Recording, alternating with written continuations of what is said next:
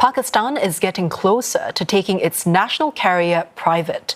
Finance Minister Muhammad Aurangzeb said the process is in the final stages, according to local reports.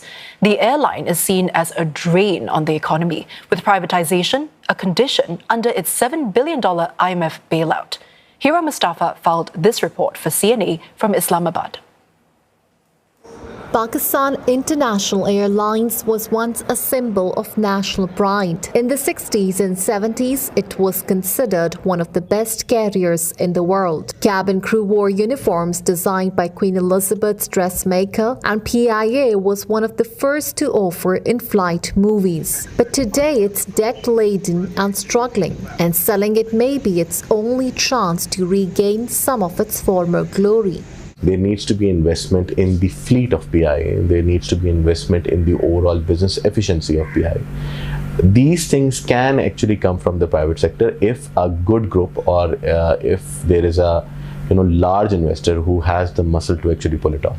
Privatisation is a key demand of the IMF, with Pakistan under a $7 billion program to drop loss-making state companies and stabilize its finances. But the national carrier is not an easy sell. In the past decade alone, it reported losses of $2.5 billion, and nearly a third of its fleet of 30 aircraft have been grounded due to age. But the skies are clearing. PIA posted a pre-tax profit in the first half of this year, the first such gain in 20 years, and the result of a major restructuring effort. The airline also resumed flights to Europe in January following a 4-year ban over safety issues, and is reapplying to fly to the UK, a key lucrative market. It still has very few planes compared to what it should have. For a national airline, PIA has routes, but it doesn't have the planes to fly. And if it can get the planes, either lease them or whatever, if it can invest in them, then the profitability can improve tremendously.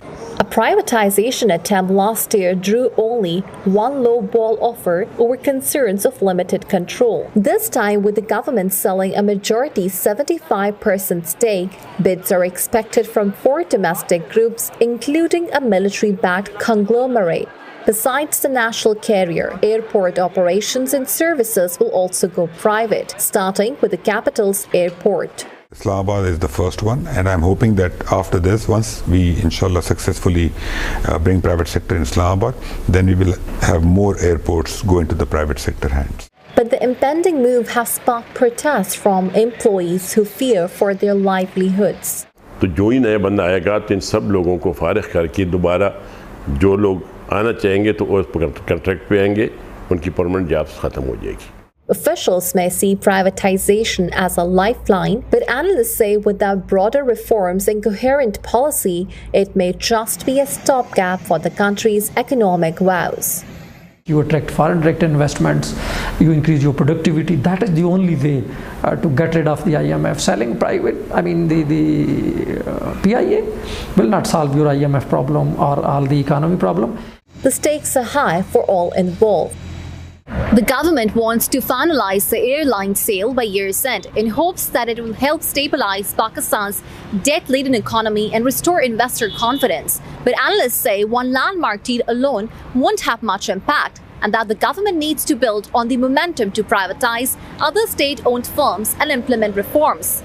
That's where the challenge lies. For CNA, I'm Hira Mustafa in Islamabad.